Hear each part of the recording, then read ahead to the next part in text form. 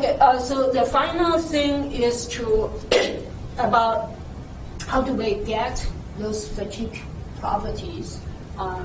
For Paris law, you have two parameters, right? So there is this ASTM standard for that, so I'm not sure for people doing 3D fabrication, probably they will evaluate, if you have to evaluate the fatigue property of the 3D printed part, you probably have to follow this.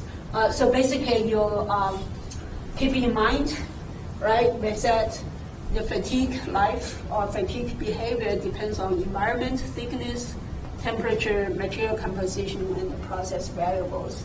That's just one of them could have lots of different things. So what the ASTM standard does is to set clear definition of what this parameter needs to be, and then you measure the crack growth of a particular material under a particular condition that simulates our plating condition. The sample, similar to what we have talked about, the fracture toughness sample, right? So that's a single crack, compact tensile, single edge crack. So all this is described in that document.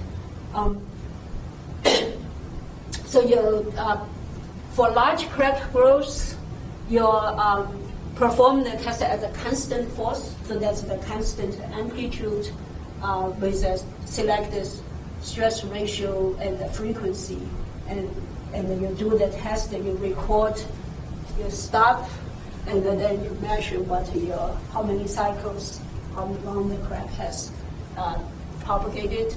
Usually you use a microscope to measure the crack length, or you could use other methods like compliance method. We didn't go into this, but if you need it, probably it's not that difficult.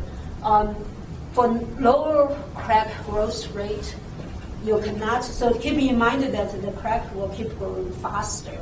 And sometimes you don't want that to happen. So what you need is actually what we call the load shedding procedure. So you grow the crack at a certain level, load level for a certain period of time, then you drop it. You drop the load, and then you do at a lower level.